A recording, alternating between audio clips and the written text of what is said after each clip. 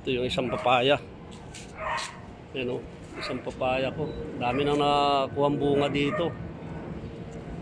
Tinam niyan, ba isang timba rin na medyo malaki-laki lang. Yan, meron ako dito nyug-nyugan. Saka ito po yung alagaw, tinala ng ibon. Ito yung ginagawa kong kape sa umaga, isang magandang halaman na ito na gamot para sa kolesterol at saka diabetes. At saka pampababa rin ito ng dugo, yung high blood ka. Yan o. Marami na po siyang bunga ngayon. Para na siya ng bunga. Pag nahinog yan, marami na namang ibon dito napupunta. Yan, meron ako ditong atis. Malapit nang mamunga to. Bali 3 puno yung papaya ko rito. Yan, meron akong gayubano. Meron ako dito na malunggay Chinese. Saka yung papaya ko na isa. Pangatlo yan. May bunga na rin. Sa timba rin siya nakatanim. Saka yung aking kalabasa. Yan, may mangga rin ako dito. Naka-pruning na po to. Wala na ito yung ugat sa ilalim na mahaba. Kaya pagdating ng lampos tao, mamumunga rin ito. Tsaka yung avocado. Meron ako ditong kamatis. Pinagsama-sama ko silang 3. Total maluwag naman. Ito yung halaman na hindi ko mawari kung anong halaman ito. Pero ito ay nakikita ko sa YouTube. Parang gamot yata to. Matagal na to.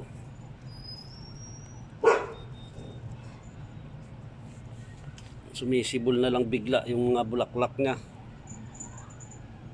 Yan o. Dati 1 puno lang to noon namatay. Pero biglang may sumibol na mga puno.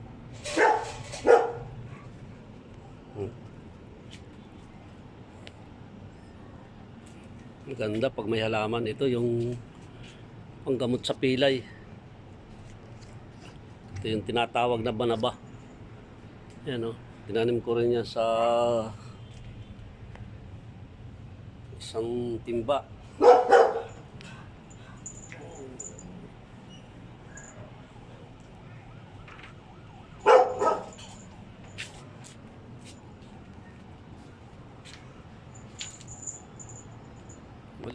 Maliit lang itong puno na ito pero masipag mamunga. Yan o. Yan ang pinagtataniman yan. May 1 puno ko dito ng ampalaya. May bunga na rin. Yan o.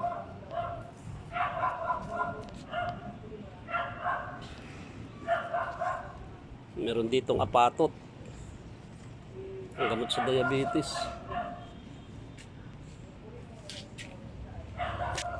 Yung okra.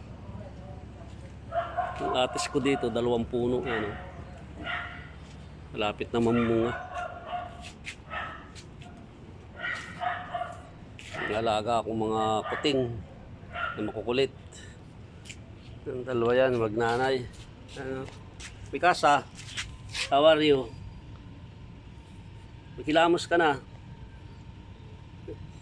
May muta ka pa eh.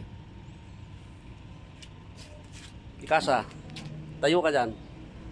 Mikasa. Mikasa. Ayaw mo? Bulinggit.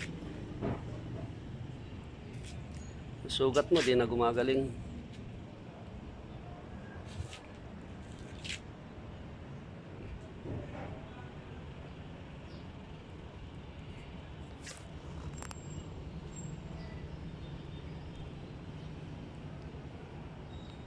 Paikot nitong taas ko, puro halaman. Ayan, oh.